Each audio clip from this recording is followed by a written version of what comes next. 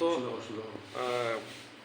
দিনভর যেটা আজকের আমাদের 56 ধর্মনগর অ্যাসেম্বলি কনস্টিটুয়েন্সির যে বাই ইলেকশনের ভোট প্রক্রিয়া সম্পন্ন হলো, সেটাতে আমাদের ফাইনাল রাউন্ড পর্যন্ত আমাদের যে পার্সেন্টেজ এসে দাঁড়ালো সেটা হচ্ছে 80.04। আর আমাদের সবগুলো পোলিং স্টেশনে আপনার ভোট প্রক্রিয়া সুসম্পন্নই হয়েছে এবং কিছু কিছু পোলিং স্টেশনে 800 অ্যাভাব বা 1000-এর থেকেও বেশি ভোটার ছিল। তো ওইসব পোলিং স্টেশনে আমাদের 5টা পরেও কিছু কিছু লাইন দেখা গেছে। আর এছাড়া আমাদের সমস্ত পোলিং স্টেশনে খুব সুসম্পন্নভাবেই ভোট হয়েছে এবং অ্যাজ পার ইসিআই গাইডলাইন আমাদের যে প্রসেস মেনে আমাদের ভোট সম্পন্ন হওয়া উচিত সেই সমস্ত প্রসেসই আমাদের কমপ্লিট হয়েছে। এবং আমাদের সমস্ত ভোটার আপনারা দেখেছেন যে অবশ্যই স্বতঃস্ফূর্তভাবেই তাদের ভোটদান করেছেন। ম্যাম, বেশ কিছু পলিটিক্যাল পার্টি থেকে অভিযোগ এসেছিল, আমাদের কাছে অভিযোগ করেছেন যে পোলিং এজেন্টদের বের করে দেওয়া হয়েছে, বহিরাগতরা এসে বুথ জ্যাম করেছে, বাইরে জ্যাম করেছে, মানে এই অভিযোগগুলো।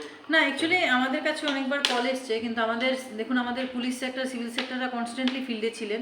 তাছাড়াও আমাদের প্রত্যেকটা মানে 2টা সেক্টর নিয়ে বা 5-6টা পোলিং স্টেশন নিয়ে একটা ক্লাস্টার ফর্ম করা হয়েছে। তো আমাদের ডিস্ট্রিক্ট অ্যাডমিনিস্ট্রেশন এবং পুলিশ অ্যাডমিনিস্ট্রেশন তরফ থেকে যথেষ্ট পরিমাণ সিকিউরিটি এনশিওর করা ছিল।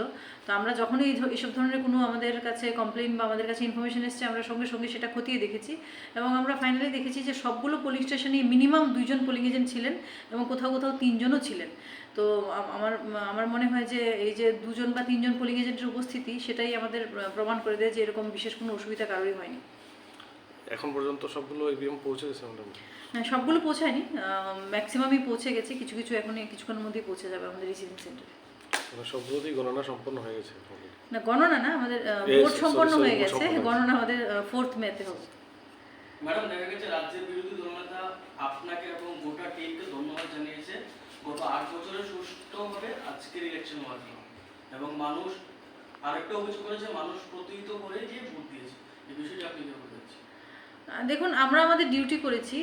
আমাদের ইসিআই গাইডলাইনে আমরা ইলেকশনের নিযুক্ত আমরা গভর্নমেন্ট অফিসিয়াল হিসেবে আমাদের ইলেকশনের ইসিআই যে গাইডলাইন আছে আমরা স্ট্রিক্টলি সেটা ফলো করেই আমরা আমাদের যা কাজ করেছি।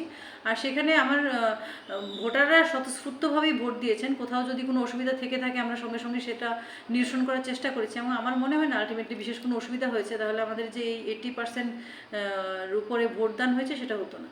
ভোট পরবর্তী হিংসার জন্য কতটা অ্যাক্টিভ আছে? হ্যাঁ, আমাদের পুলিশ অ্যাডমিনিস্ট্রেশন, ডিস্ট্রিক্ট অ্যাডমিনিস্ট্রেশন যথেষ্টই অ্যাক্টিভ আছে এবং আমাদের যথেষ্ট সাফিসিয়েন্ট ফোর্সও থাকছে।